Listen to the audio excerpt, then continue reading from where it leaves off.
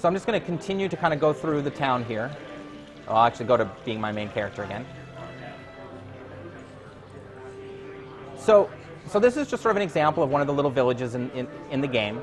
And the next thing I'm going to show is actually like one of the decisions we made when we started working on the game was we knew that the game needed to be an entirely, we wanted the light, again, as I was talking about, like make the lighting entirely dynamic and give people who are going to make their own modules complete control over it.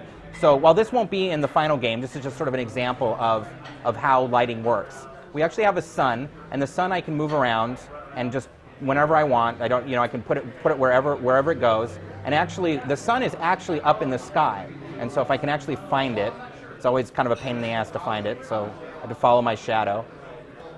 So as I play around, there's actually the sun. And the artists even wanted the ability to kind of increase the corona of the sun, so you can kind of get this kind of really washed out effect just from the sun. So now, like I was saying, everything in the game is dynamically lit.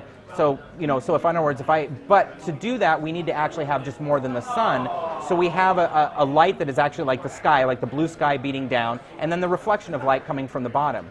And so if I turn off sort of all of the light, as you can see, everything except for a few things is completely black now, because everything was being lit from those three lights.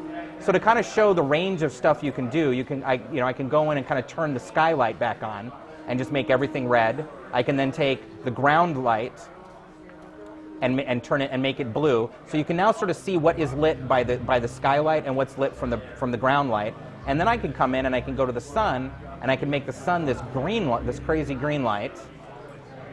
And now you can kind of see how the different lights affect everything in the scene, and how it sort of, and then on top of that, like, you could make crazy green, purple, yellow world, and it could look like this.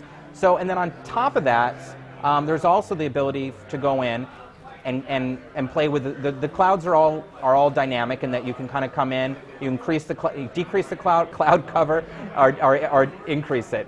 Also, you can kind of change how the color of the sky works. And in the end, and there's even a bunch of other stuff. But the real key to all of this is it is giving sort of it's giving the ability for our artists and anyone that picks up the tool set to be able to kind of light levels and make them look however they really would want to. So the next thing I'm going to show is just sort of one of our interior areas and sort of how kind of all the different sort of looks and kind of things that we can get out of what our interiors look like. So this is just sort of kind of a standard sort of ruiny castle looking area, and then we kind of go into, if I don't close the door on myself, I go into sort of, we can have sort of a very icy looking area.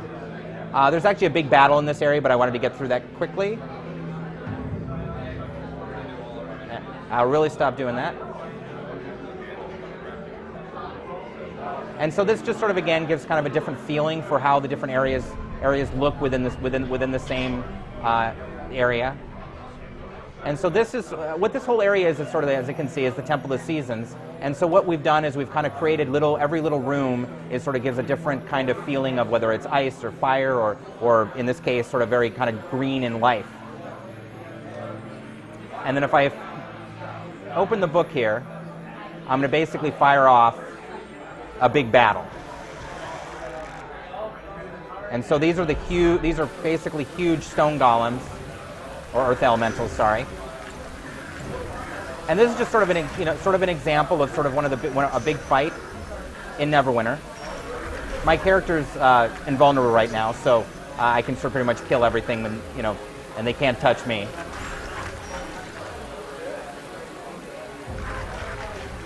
But we've worked really hard to kind of have a whole variety of not just sort of like little creatures, and really work to have like really giant big creatures as well, to really give you a feeling like you're in this fantasy, really in this fantasy world. So the area that I'm going to be showing now is just one of the graveyard areas, because no D&D or fantasy RPG would ever be complete without undead. And one of the things we also tried to do was make spellcasting a little easier to do. So we've actually created, so I'm about to fire off a fireball. And so we've actually made this so you can kind of really choose and see where the fireball is going to affect. So I'm actually going to just blast it on myself if it goes off. So, and we've kind of really, I guess in a lot of ways, really gone off with spell effects, and so that we can kind of create, see that wall, incinerate cloud, so that you really get the effect of casting giant spells. So it's not just sort of like a little thing and a couple graphics go off. It's huge effects, you know, tons of particles, you know, and everything. And pretty much all of our spells are that way. And we in particularly did it that way because in multiplayer we wanted to make sure that people knew, not just by the name of, they could read down in the text bar, but they knew what kind of spell you were casting by the spell effect itself. So every little spell that we cast, I mean, we've created an incredible number of unique spell effects so that people can get a sense of what's happening while they're playing with their friends, rather than having to tell each other exactly what's going on. So thanks for listening, and so you know, NeverWinter Nights is going to be out later this year.